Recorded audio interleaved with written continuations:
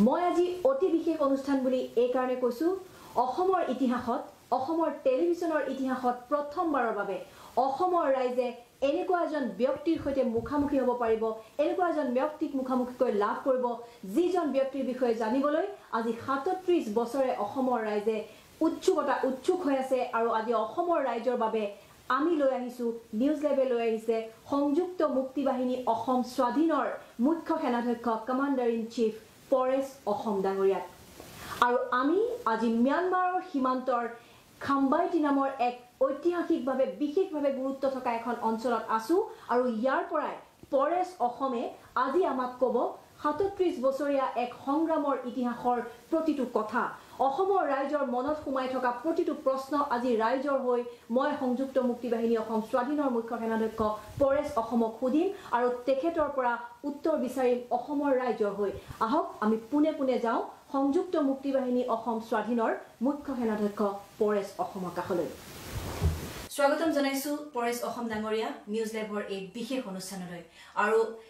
বহাগ বিহু বহাগৰ মাহ এই বতৰত আপোনাক অসমবাসীৰ হৈ মই আপোনাক বহাগৰ উলগ জনাইছো আৰু আমাৰ অনুষ্ঠানলৈ স্বাগতম জনাইছো ধন্যবাদ আপোনাৰ যোগেদি অসমবাসী বিশেষকৈ আমাৰ থলগিৰি জাতি বৰ্ণ নিৰ্বিশেষে সকলো জনগণলৈ মোৰ আন্তৰিক হেহতীয়া বহাগী বিহুৰ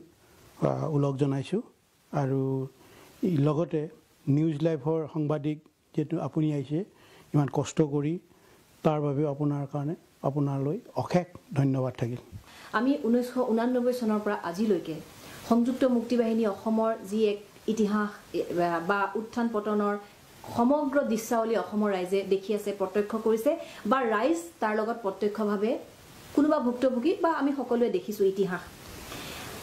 এই তেতিয়াৰ পৰা এতিয়ালৈকে যি উত্থান পতনৰ মাজেদি আমি গলো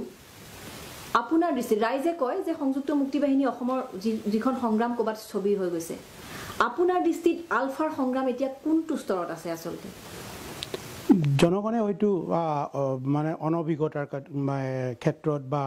অনভিজ্ঞতাৰ কাৰণে হয়তো জনগণে বিভিন্ন ধৰণে ভাবিব পাৰে সংগ্ৰামখন কবাত স্থগিত হৈ গৈছে নেকি বা সংগ্ৰামৰ গতিপথ ৰুদ্ধ হৈ গৈছে নেকি এটো ভাবাটো স্বাভাৱিক এটো হয়তো অজ্ঞতাৰ দুখতো হ'ব পাৰে বা অন্যান্য কাৰণটো হ'ব পাৰে কিন্তু প্ৰকৃতাৰ্থে সংগ্ৰামৰ গতিত নিজৰ গতিতে নিজৰ ভংগীমাতে চলি আছে কৰবাত কেতিয়াবা হয় বা ধৰক এখন নদী যে প্ৰবাহিত নদী একে সমান স্তৰে বৈ নাথাকে তো কেতিয়াবা হয়তো খৰাং হ'ব পাৰে কোনো জায়গাত পানী কমি আহিব পাৰে তাৰ মানে হুটৰ যিটো মানে গতি হেতু কমি আহিব পাৰে কমি আহি ক'বাত ইয়াৰ অৰ্থ নহয় যে নদীখন শুকাই গৈছে আৰু এই বিপ্লৱৰ আমাৰ যিটো সংযুক্ত মুক্তি বাহিনী অসম প্ৰথম নাম আছিল অসম এতিয়া আমি সংযুক্ত মুক্তি বাহিনী স্বাধীন যিটো গতি যি মানে বিপ্লৱৰ নদী বুৱাইছিলোঁ বা এতিয়াও সেই নদী বৈ আছে ক্ৰমবৰ্ধমানে বৈ আছে আৰু ভৱিষ্যতলৈ বৈ থাকিব যেতিয়ালৈকে অসম স্বাধীন নহয় এইটো মানুহে হয়তো ভাবিছে মানুহৰ কৰবাত দেখিছে যে মানে বিপ্লৱৰ নদী শুকাই গৈছে নেকি কৰবাত দেখিব পাৰে বিভিন্ন কাৰণত কিন্তু প্ৰকৃতাৰ্থ নহয় নিজৰ ভংগীমাতে গৈ আছে এই নদীৰ গতিৰ দৰে কৰবাত কেতিয়াবা ব্ৰহ্মপুত্ৰ কেতিয়াবা আপুনি মানে হেৰি দেখিব পাৰে কৰবাত পানী শুকোৱা দেখিব পাৰে বালিৰ চৰবিলাক দেখিব পাৰে ইয়াৰ অৰ্থ নহয় যে ব্ৰহ্মপুত্ৰ যে গতি শেষ হ'ব বা ব্ৰহ্মপুত্ৰখন শেষ হৈ যাব খৰাং হৈ যাব শুকাই একেবাৰে একাকাৰ বা কি কয় সমতল হৈ যাব এই কথাটো কেতিয়াও নহয় বিপ্লৱৰ গতিও তেনেকৈ কিন্তু ডাঙৰীয়া এটা কথা এটো কাৰণেহে মানুহে চাগে কথাটো ভাবিছে কাৰণ এটা সময়ত যিসকলক লৈ আপোনালোকে সংগ্ৰামখন আৰম্ভ কৰিছিল এজনকৈ সেই সংগ্ৰামৰ সতীৰ্থসকল কিন্তু এতিয়া বিভিন্ন ধৰণে বেলেগ পথৰে গুচি গৈছে তেওঁলোক গুচি আহিছে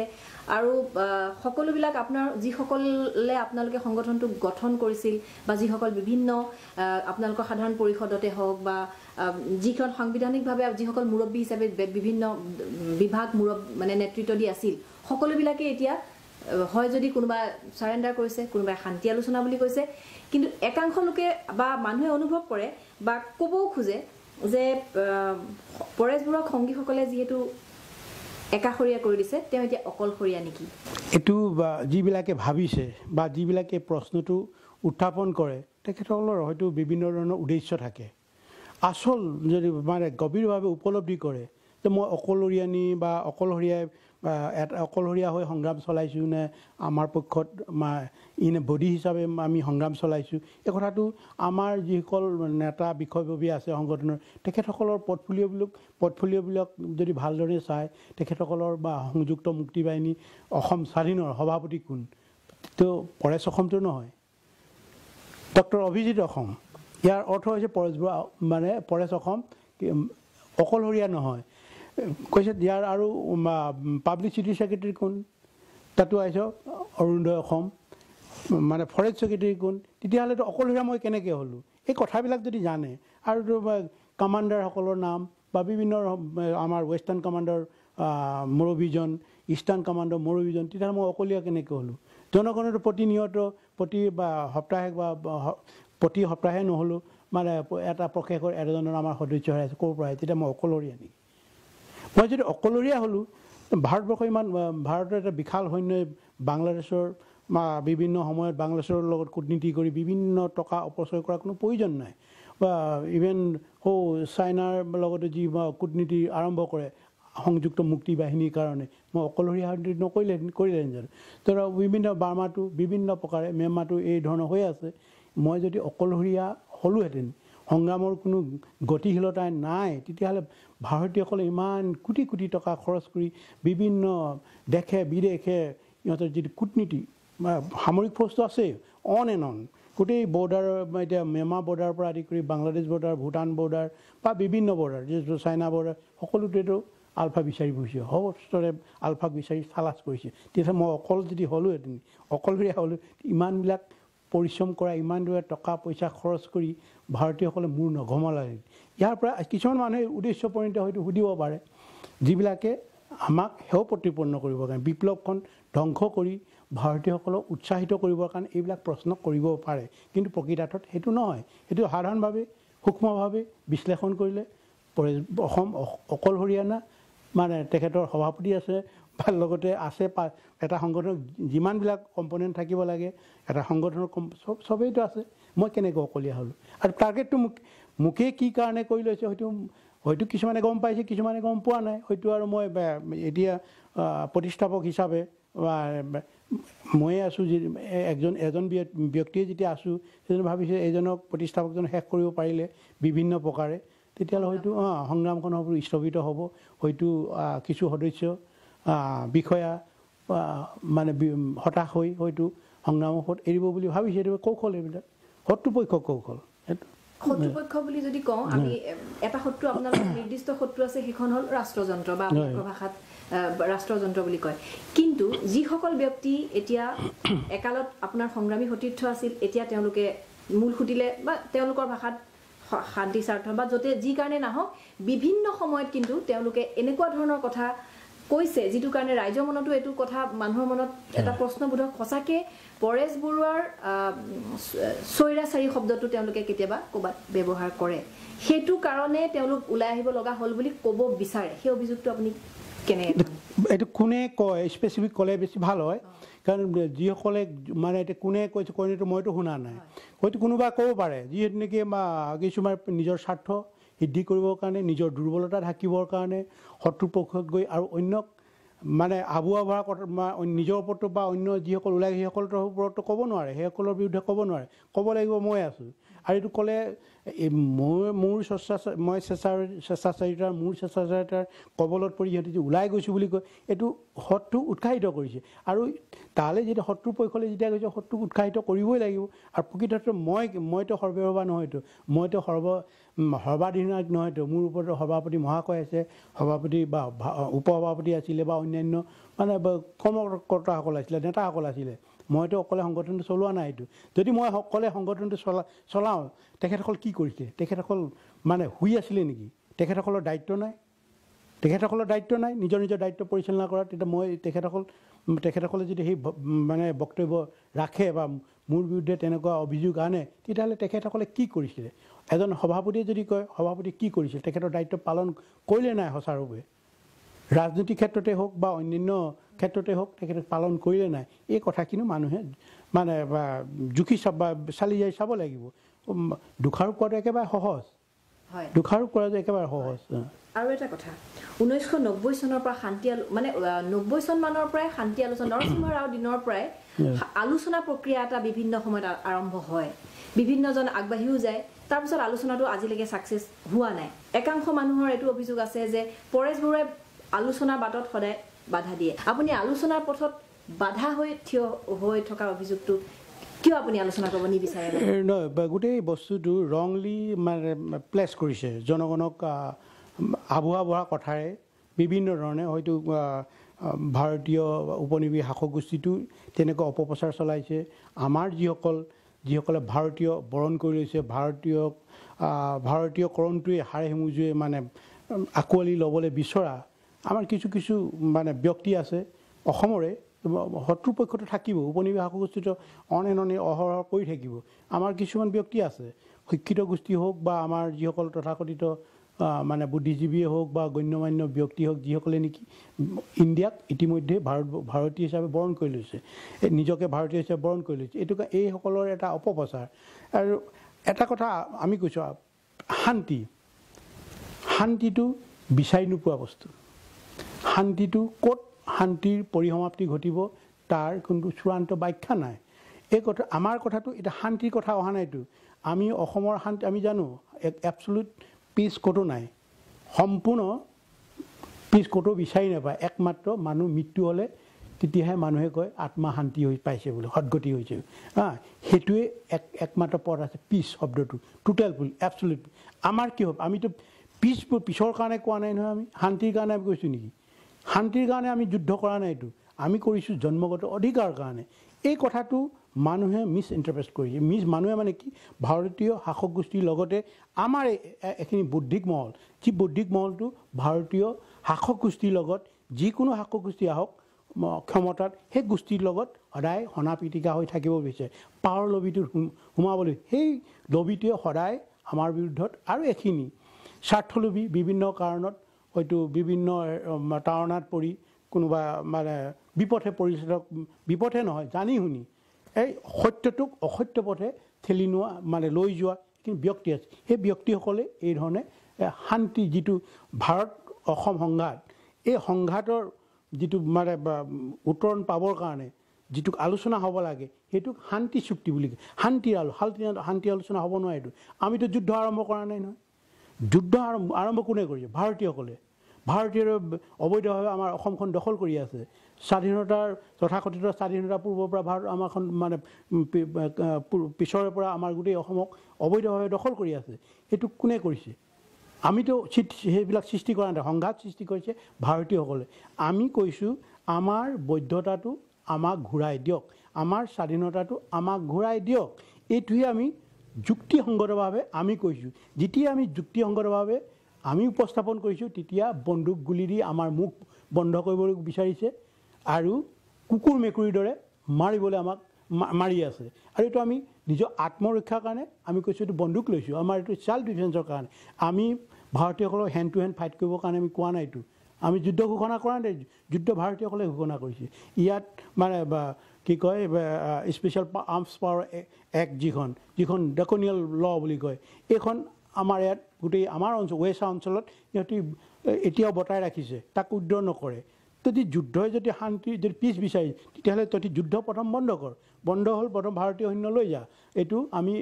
এই ধৰণে অসমত আৰু কেতিয়া অত্যাচাৰ নিবিচাৰোঁ এটা পথ বিচাৰিছোঁ যিটো পথে সংঘাত নিৰীক্ষণ কৰিবৰ কাৰণে এটা ডায়লগ বিচাৰিছোঁ তাৰ আগতে আমি কোনো ধৰণৰ অসমৰ মানুহৰ লগত সংযুক্ত মুক্তি বাহিনী অসম স্বাধীনৰ লগত আমি কোনো ধৰণৰ সংঘাতত লিপ্ত নহওঁ এইবিলাক আগতে তেখেতসকলে আন্তৰিকতাৰে ক'ব লাগিব আৰু যিটো অসমৰ যিটো ন্যায্যতা অসমৰ থলগিৰি মানুহৰ যিটো ন্যায্যতা মানে স্বাধীনতা যিটো হেৰুৱাৰ স্বাধীনতা সাৰ্বভৌম স্বাধীন অসম যিটো নেকি আমি আছিলোঁ 600 বছৰ আমি স্বাধীন হিচাপে আছিলোঁ এই 600 ইয়াৰ্ছ যিটো জাতি স্বাধীন আছিলে ইণ্ডিপেণ্ডেণ্ট আছিলে সেই জাতিৰ স্বাধীনতাটো যাতে পুনৰ ঘূৰাই দিয়ে সসন্মানে ঘূৰাই দিয়ে এই কথাটোহে আমি কৈছোঁ এইটো আলোচনা কৰিব লাগে এই ঘূৰাই দিয়াৰ পথটো কেনেকৈ মুকলি হয় আৰু এই এটা শান্তিপূৰ্ণ এটা আলোচনা হ'ব পাৰে এইটো ক'ব পাৰে অকল পৃষ্ঠভ নহয় এই সংঘাতটো আছে সংঘাতটো নিৰসনৰ কাৰণে শান্তিপূৰ্ণভাৱে মানে নৰসিংহৰাওৰ দিনৰ পৰা যিটো আলোচনা হৈছে তাত সাৰ্বভৌমত্ব কথাটো স্থায়ী পোৱা নাই কাৰণে আপুনি স্বাধীনতাটোৰ এইটোতো অৱশ্যে এইটো আমি কৈছোঁ যে নৰসিংহই যেতিয়া আলোচনা পাতনি মেলিছিলে তাত কৈছে টোটেল ছাবমিশ্যন কৰিব লাগে টোটেল ছাবমিশ্যন কৰি আণ্ডাৰ দ্য ইণ্ডিয়ান কনষ্টিটিউশ্যন মানে আলোচনা হ'ব লাগে এইটো তেতিয়াহ'লেতো আৰু এইখিনিয়ে মানি লৈছিলে কিন্তু আমি মানিব নোৱাৰোঁতো আমি মানিব নোৱাৰোঁ এইকাৰণে আমি টোটেল ছাবমিশ্যন মানে কি what is the meaning of total submission is the total it is a slavery এই স্লেভাৰীটো আমি মানি ল'ব নোৱাৰোঁ যি জাতিয়ে নিজৰ ইতিহাস চিনি পায় ইতিহাস জানে যে অসমীয়া জাতিৰ আমাৰ অসমৰ থলগিৰি মানুহ স্বাধীন আছিলে 600 বছৰ আৰু এই স্বাধীনতাটো ভাৰতৰ ওচৰত আমি বন্ধ কৰি ৰখা নাইতো মৰ্টগেজটো আমি কি ভাৰতৰ ওচৰত ৰাখিছোঁ নি নহয় ভাৰত এইটো ইলিগেলি মানে ভাৰতে হৰণ কৰি লৈ গৈছে কাৰ দ্বাৰা আমাৰ 2-এজন মুছলিমীয় মানে ৰাজনীতিবিদৰ দ্বাৰাই কিন্তু এইটো যিখন এণ্ডাপু পেক তাততো ভাৰতৰ কোনো এজন মানে নেতাৰ স্বাক্ষৰ নাই তাত ব্ৰিটিছ আৰু হেৰি আছে কি কয় মেমা আছে লগতে আমাৰ প্ৰিন্সৰ আছে অসমৰ প্ৰিন্সৰ অসমৰ ৰাজকুমাৰৰ এৰিয়া আছে স্বাক্ষৰ আছে তেতিয়াহ'লে আমি এই কিয় আমি এইটো আমাৰ এইটো বৈধতা নাই আমি কিয় ঘূৰাই নাই এইটো আমি জাষ্ট কজক আমি ফাইট কৰিছোঁ গোটেই বস্তুটো যদি অসমৰ মানুহে ভালদৰে হৃদয়ংগম কৰে তেতিয়াহ'লে আমাক আৰু দুখাৰোপ কৰিব নোৱাৰে আমি সঠিক পথতে গৈ আছোঁ আপুনি পিচিজিটো ছাপোৰ্ট কৰিছিলে পিচিজিৰ দ্বাৰা আপুনি আলোচনা কৰিব বিচাৰিছিল বা আপোনালোকে নিজে গঠন কৰি দিছিল সেইটো কিয় ব্যৰ্থ হ'ল পিচিজি আমিতো ব্যৰ্থ কৰা নাই এইটো প্ৰথমৰ একেবাৰে আৰম্ভণিতে পিচিজি সুন্দৰভাৱে আগবাঢ়িছে আগবঢ়াটো আমি আগতে যিটো কৈছে অকল যে পৰেশ অসমী ইয়াৰ বাধা পিচিজিৰ মানে আলোচনাৰ ক্ষেত্ৰত কিবা এটা সমাধানৰ ক্ষেত্ৰত বা আলোচনাৰ যোগেদি কিবা এটা সমাধানৰ সূত্ৰ উলিওৱাৰ ক্ষেত্ৰত যে মই বাধা বুলি কৈছোঁ কিন্তু পিচিজিটো ময়ে প্ৰথম উদ্যোগ লৈছিলোঁ আমাৰ 2-এজন তাৰপিছতে সভাপতি মহাশয়ৰ পৰা তেতিয়া সভাপতি মহাশয়ৰ পৰা অনুমোদন কৰাই লৈছোঁ তেখেতেতো চব গুৰি ধৰিছে তেখেতে গুৰি ধৰাৰ পিছত যেতিয়া আমাৰ পিচিজি বা সদস্যসকলে গৈ সজোৰে সাহসেৰে ভাৰতৰ প্ৰধানমন্ত্ৰীক কৈছিলে যে আপোনালোকে সাৰ্বভৌম স্বাধীন অসমৰ কথা পাতিব লাগিব আৰু এইটো আমাৰ ন্যায্যতা আছে তাৰপিছতে কৈছোঁ যে এইটো ধৰক আপোনালোকে এটা আমাৰ মহন্ত ককাইদেৱে তেখেতে এইটো স্পষ্ট কৰিছে যদি আপোনালোকে আমাক চাওক আমাক 15 বছৰ এটলিষ্ট আমাক 15 বছৰ শাসন কৰিব আমাক নিজক অসমৰ মানুহক শাসন কৰিব দিয়ক যদি আমি ফেলাৰ হওঁ আগত হয়তো আপোনালোক আকৌ আহিম আপোনাৰ কিন্তু আমাক চাওক আমাক নিজৰ শাসন নিজৰ দেশ নিজৰ মানুহৰ দ্বাৰা পৰিচালনা কৰিবলৈ আমাক সুযোগ দিয়ক যিহেতু নেকি আমাৰ বৈধতা আছে এইটো অপেনলি কৰিছে তাৰপিছত কৈছে যে আমাৰ বৰবৰুৱাদেৱে কৈছে আমাক আপোনালোকে সাৰ্বভৌম স্বাধীন অসমৰ পৰা আলোচনা কৰক সাৰ্বভৌম স্বাধীন অসমৰ ওপৰত আলোচনা কৰাটোতো তাত কোনো বাধা নাই কনষ্টিটিউশ্যন বাধা নাই কোনো ক্ষেত্ৰতে নাই এইটো ডেমক্ৰেচিত বাধা থাকিব নোৱাৰে সুন্দৰভাৱে কৈছে তাৰপিছতে তেখেতসকলে এগ্ৰী হৈছিলে সকলো সন্মতি প্ৰকাশ কৰিছিলে প্ৰথম যিখন পিচিজিৰ লগত গভৰ্ণমেণ্ট অফ ইণ্ডিয়াৰ যিখন আলোচনা হৈছিলে বিশেষকৈ অসম ভাৰত সংঘাত মানে নিৰীক্ষণৰ কাৰণে সমাধান কৰাৰ ক্ষেত্ৰত সফল হৈছিলে তাৰপিছত দ্বিতীয়খনহে ডিফাং হৈছে দ্বিতীয়খন এইকাৰণেই ডিফাং কৰিলে সিহঁতে যেতিয়া গম পালে যে এইটো সাৰ্বভৌম স্বাধীন অসমৰ ওপৰত কৰিলে আমাৰ কিছু আহিব পাৰে আমি কিছু হেৰুৱাব লাগিব ততাতৈয়াকৈ তাত এসপ্তাহ পিছতে আমাৰ 7জন মানে সদস্যক হত্যা কৰিছে তাৰপিছত আমি কৈছোঁ এইটো গ'ল যোৱাৰ পিছতে ধৰক লাহে লাহে ইহঁতি দেখিলে এতিয়া আমি কূটনীতিৰ পথাৰখনত দিল্লীৰ কূটনীতিৰ পথাৰখনত অসমৰ পিচিজি দলটোক বসবাস কৰাটো সম্ভৱ নহ'ব লজিকেলি তাৰ লগে আকৌ ৰচনা কৰিলে নহয় তাৰপিছতে ক'লে যে পৰেশ অসমক লাগে পৰেশ অসম নহ'লে আমি আলোচনাত বহিব নোৱাৰোঁ এতিয়া আলোচনাত যিটো নেকি যদি সঠিক মানে সদুত্তৰ ওলায় সমাধানৰ সূত্ৰ ওলায় যে পৰেশ অসম তাৰ ফেক্টৰ নাথাকেতো পৰেশ অসম নাথিং পৰেশ অসম কিহৰ কাৰণে এটা নীতিটো আছে যিটো নীতি লৈ এটা মানে আগুৱাই গৈছে এখন সংগ্ৰাম সেই সংগ্ৰামৰ যদি গোটেই মূল বিষয়বস্তুটো যে সমাধানৰ পথত আছে তেতিয়া মানে পৰেশ অসমটো বাধা হ'ব নোৱাৰে এইটো এটা মানে ভাৰতীয় উপনিবেশিত কৌশল কেনেকৈ ডিফাং কৰিব পাৰে কেনেকৈ আঁতৰাব পাৰে আৰু গোটেই বিষয়বস্তু লাগে সিহঁতক পৰেশ অসমক লাগে পৰেশ অসমক আহিলে আৰু সকলো সমাধান হৈছে চলে বলে কৌশলে গাহৰি গঁৰাল হওক বা কুকুৰা গঁৰাল শিৰালৰ গঁৰাল হওক তাতে আবদ্ধ কৰিবৰ কাৰণে এটা ৰণকৌশল সৃষ্টি কৰিছিলে আৰু এইটোক আমিও কৈছোঁ সকলোৱে। তাৰপিছত আৰু মই যে পৰেশ আলোচনা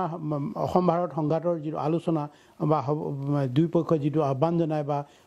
আমাৰ জনসাধাৰণৰ পৰা আহ্বান জনায়, আজিতো মানুহে আহ্বান প্ৰতিটো হেৰি কৰি স্পষ্টকৈ একদম কৈ দিছোঁ আমি যে আমাৰ ফালৰ পৰা আমাৰতো দুখ নাই। ভাৰত চৰকাৰ যেতিয়ালৈকে আন্তৰিকতাৰে ওলাই নাহে তেতিয়াহ'লে এই গোটেই হেৰিটো বিষয়টো আৰু যিটো আমাৰ সংযুক্ত মুক্তি বাহিনী অসমৰ যিটো মূল ইছ্যু এইটো কেতিয়াও সমাধানৰ পথটো পোৱা নাযাব। স্বাধীন সাৰ্বভৌমত্বৰ ওপৰতহে আলোচনা কৰিম বুলি আজিৰ তাৰিখতো নিজৰ স্থিতি অটল হৈ আছে, কিন্তু ভাৰত চৰকাৰে অখণ্ডতা আৰু সাৰ্বভৌমত্ব ৰক্ষা কৰাৰ শপত লোৱা এখন চৰকাৰে সংবিধানৰ গণ্ডিৰ ভিতৰত থাকি কেনেকৈ সাৰ্বভৌমত্বৰ ওপৰত আলোচনা কৰিব? সেইটোতো আলোচনা হ'বই নোৱাৰিব। ভাৰতে নিজৰ কাৰণে, নিজৰ স্বাৰ্থৰ কাৰণে, ভাৰত গভৰ্ণমেণ্ট অফ ইণ্ডিয়াই নিজৰ স্বাৰ্থৰ কাৰণে ইহঁতে সংবিধানখন ইহঁতে যে কোনো ধৰণৰ মানে তাতে সাল সলনি কৰিব নোৱাৰে। যদি তেনেকুৱা হ'লহেঁতেন অন্য দেশক মানে বলপূৰ্বকভাৱে ভাৰতীয়কৰণ কৰিব নোৱাৰাটো আছে নাই বাৰু? তেতিয়াহ'লে ছিকিমখন গ্ৰাফ মানে স্মেছ এণ্ড গ্ৰাফ পলিচিটো লগাই ছিকিমক ছিকিমৰ কাৰণে কিয় ভাৰতৰ সংবিধান সংশোধন কৰা হ'ল? কিয় মানে বাংলাদেশৰ যুদ্ধৰ কাৰণে কিয় মানে তাত ভাৰতীয় সৈন্য সোমাই গ'ল? এইটো কি অপৰাধ নহয়? এইটো কি সংবিধান ভাইলেট কৰা হোৱা নাই? নিজৰ স্বাৰ্থত ভাৰতীয়সকলে হাজাৰবাৰ সংবিধান ভাঙিব পাতিব আৰু দেশৰ এটা কোণৰ অসমৰ মানুহৰ জন্মগত অধিকাৰৰ কাৰণে সংবিধান এইটো সংশোধন কৰিব নোৱাৰে। কিয় নোৱাৰে? এইটো কিয় নোৱাৰে? ডেমক্ৰেচিত নোৱাৰে নেকি? ডেমক্ৰেচিটো বহুত জেগা হৈ আছে। ইংলেণ্ডৰ সিদিনা হৈ গ'ল, স্কটলেণ্ডৰ কাৰণে সিদিনা তাতে মানে ৰিফাৰেণ্ডমৰ কাৰণে সিহঁতৰ নিজৰ পাৰ্লিয়ামেণ্টত মানে হয় ৰিটাৰ্ণ পাৰ্লিয়ামেণ্ট নাথাকিব পাৰে, কি কয় সংবিধান নাথাকিব পাৰে। মৌখিকভাৱেতো এতিয়া এগ্ৰিমেণ্ট হৈ ঐক্যমতৰ হৈ এটা মানে গণভোট আৰম্ভ কৰিলে। গণভোটত সুন্দৰকৈ সমাধান হ'ল। আমিওতো সেইটো দিছোঁ। গণভোটৰ হ'লেও আমি মানে ৰাজি আছোঁ। অসমৰ মানুহে বিচাৰে নে নিবিচাৰে সেইটো আপুনি কিমান শতাংশ অসমৰ মানুহে বিচাৰে বুলি ভাবে? অসমৰ মানুহে সঁচাকৈ এতিয়া বিচাৰেনে সাৰ্বভৌমত্ব? অসমৰ মানুহে সঁচাকৈ স্বাধীনতা বিচাৰেনে? সেই কথাটো আপোনালোকে কেতিয়াবা অসমৰ মানুহৰ মাজত চাইছেনে ভাবি, বা কথা কি ভিত্তিত আপোনালোকে ক'ব যে অসমৰ মানুহৰ কাৰণে আমি স্বাধীনতা বিচাৰিছোঁ? এই বিষয়বস্তুটো যদি মই টিকনমিকেলি যাব লগা হয়, টিকনমিকেলি যদি মই যাওঁ তেতিয়াহ'লে এইটো হ'লে বহু প্ৰশ্ন আপোনাৰ পৰা বিভিন্ন ধৰণৰ যুক্তি ওলাই, মোৰ ফালেও মই যুক্তি দিব লাগিব। কিন্তু ইয়াতে একদম সহজ সমীকৰণ মই ক'বলৈ বিচাৰোঁ। এইকাৰণে কৈছোঁ গণভোট হওক, তেতিয়া আপুনিও আশ্বস্ত হ'ব, জনগণ আশ্বস্ত হ'ব, আমিও আশ্বস্ত হ'ম। গণভোট হওক, কিমান আমাৰ পক্ষত আছে, কিমান শত্ৰুৰ পক্ষত আছে, কিমানক স্বাধীন লাগে, কিমানক নেলাগে, তেতিয়া পানীৰ নিচিনা একেবাৰে ক্লিয়াৰ হৈ যাব, একেবাৰে পৰিষ্কাৰ হৈ যাব। তেতিয়া এইটো আমি বেছি মই যুক্তি আগবঢ়াব নিচাওঁ। কেৱল মাত্ৰ এটা কথা, গণভোট হওক, ভাৰত চৰকাৰে মানে গভৰ্ণমেণ্ট অফ ইণ্ডিয়াই যদি এগ্ৰী হওক, সিহঁতৰ সংবিধান, ভাৰতীয় সংবিধান সংশোধন কৰিলোঁ, এটা সমস্যা সমাধানৰ কাৰণে আগবাঢ়ি হওক, প্ৰকৃত গণতন্ত্ৰ মানে চৰ্চা কৰক। প্ৰকৃত গণতন্ত্ৰ যদি চৰ্চা কৰে, চব মানে ইছ্যুৱেই, চব ধৰণৰ সমস্যাই গণতন্ত্ৰ সমাধান কৰা পথ আছে। কিন্তু ভাৰতীয়সকল চিনচিয়াৰ নহয়। ভাৰতীয়সকলৰ যিটো মানে উপনিৱেশিক চৰিত্ৰ সেইটো আজি অটুট আছে, আৰু এইটোৰ পৰা আঁতৰি নাহিলে এইবিলাক সমাধান নহ'ব। আৰু এটা দিন আহিব ভাৰতে কিন্তু মানে ইয়াৰ কাৰণে বিশেষভাৱে অনুতপ্ত হ'ব লাগিব।